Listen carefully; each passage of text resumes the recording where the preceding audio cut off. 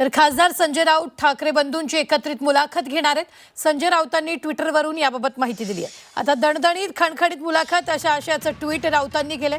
महानगरपालिका निवडणुकीच्या पार्श्वभूमीवर या मुलाखतीतून सरकारचा समाचार घेतला जाण्याची शक्यता आहे। येत्या 6 जानेवारीला राऊत ठाकरे बंधूंची संयुक्त मुलाखत घेणार आहेत।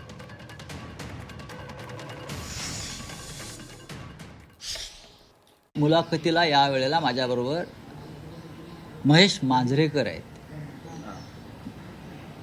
अभिनेते, दिग्दर्शक, निर्माते, प्रसिद्ध महेश मांजरेकर आणि मी ही संयुक्त मुलाखत घेऊ। आता मांजरेकर का?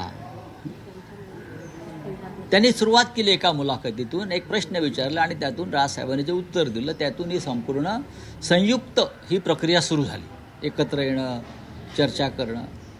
त्याच्यामुळे आम्हाला असं वाटलं की मांजरेकर सुद्धा मुलाखतीला असावे, म्हणजे मुलाखत अधिक रंगतदार रंजतदार होईल।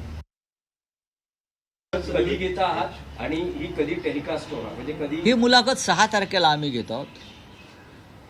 त्यानंतर ताबडतोब ती प्रदर्शित करण्याचा आमचा मानस आहे।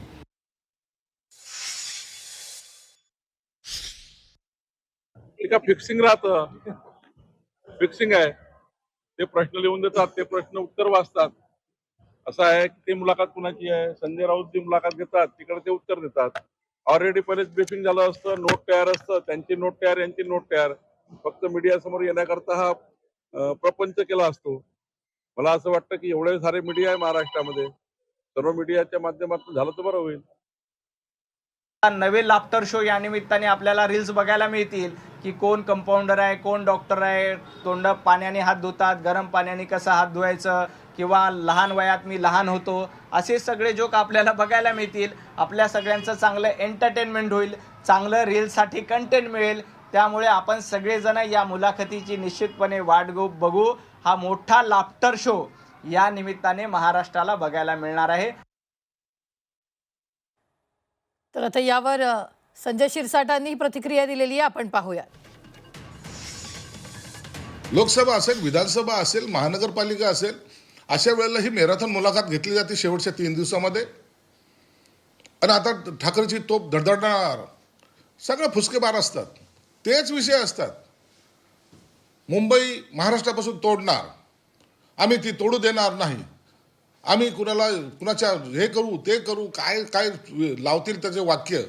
मराठी माणसावर अन्याय होऊ देणार नाही, 30 वर्ष सत्ता तुम्ही भोगायची, मराठी माणसाला तुम्ही हद्दपार करायचं आणि त्याच्यावर तुम्हीच बोलायचं।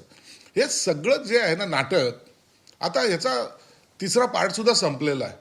म्हणून आता एक वेगळा प्रयत्न या माध्यमातून केला, जेवढं काही फायदा होईल तेवढा करायचा त्यांचा प्रयत्न असतो। परंतु आता लोक ह्या गोष्टीपासून वैतागलेले आहेत, कंटाळलेले आहेत।